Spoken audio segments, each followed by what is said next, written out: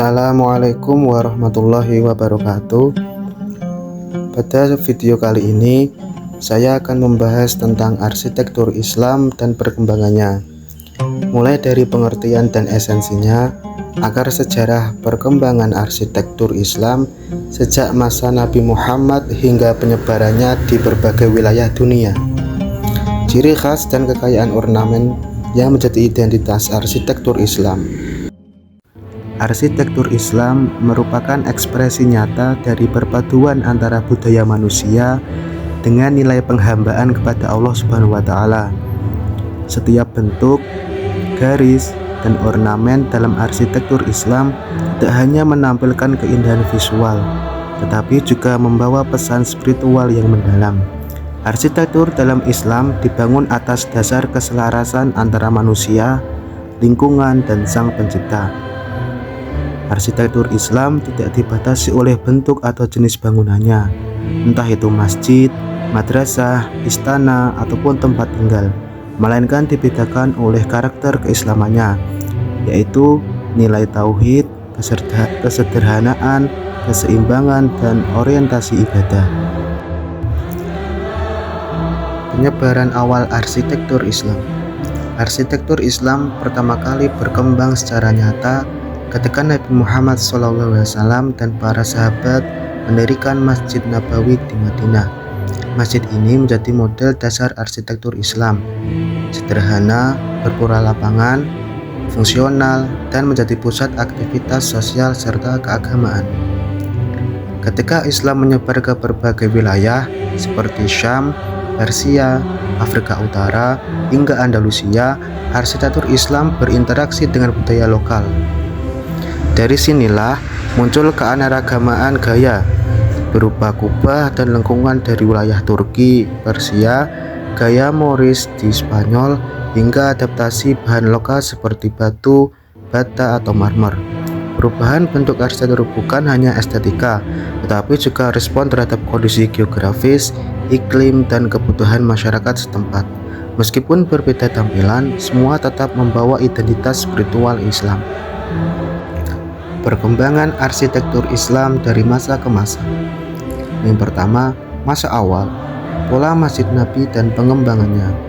Pada masa Khulafaur Rasyidin, Masjid Nabawi mengalami beberapa renovasi. Umar menambah ruang, kemudian Utsman mengganti atap dan menunjukkan peningkatan kebutuhan ruang ibadah.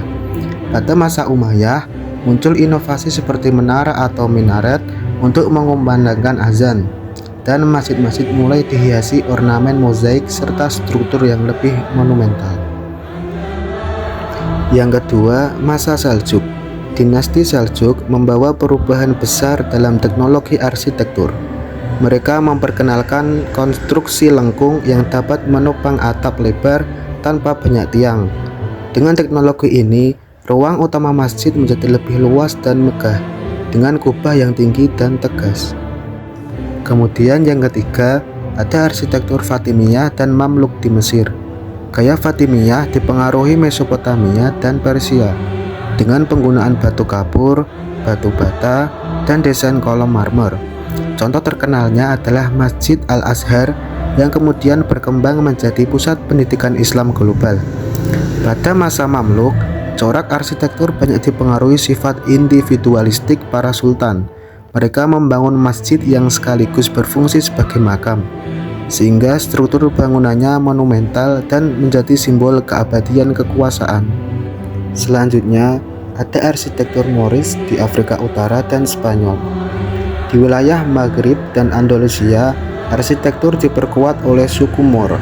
Gaya mereka menonjolkan penggunaan warna emas, merah, dan biru, serta ornamen dedaunan. Contoh monumentalnya adalah Alhambra, masjid-masjid di Kairawan, dan arsitektur bergaya tapal kuda di Toledo dan Cordoba. Selanjutnya, arsitektur Utsmaniyah. Turki Utsmani melanjutkan tradisi Seljuk dan memadukannya dengan pengaruh Bizantium. Tiga tipe masjid berkembang: tipe lapangan, masjid madrasah, dan masjid berkubah besar. Masjid tipe kubah ini mencapai puncaknya dengan karya-karya besar seperti Masjid Biru. Yang terakhir ada arsitektur Islam di India atau Mughal. Arsitektur Mughal melahirkan bangunan ikonik seperti Taj Mahal dengan kubah lotus, minaret tinggi, dan perpaduan ornamentasi Persia India. Masjid dan istana memiliki pola yang serupa, menampilkan simetri dan detail geometris yang rumit. Ornamen dan dekorasi arsitektur Islam. Ornamen dalam arsitektur Islam memiliki makna spiritual yang dalam. Karena Islam melarang penggambaran makhluk hidup secara utuh, maka dekorasi diganti dengan bentuk geometris atau lingkaran, segi 6, segi 8, dan pola berulang. Kemudian motif floral dan dedaunan yang abstrak. Kemudian ada kaligrafi berupa ayat Al-Quran terutama pada mihrab, kubah, dan pintu masjid. Selanjutnya ada lengkungan, tapal kuda, mahkota, dan lengkung perahu.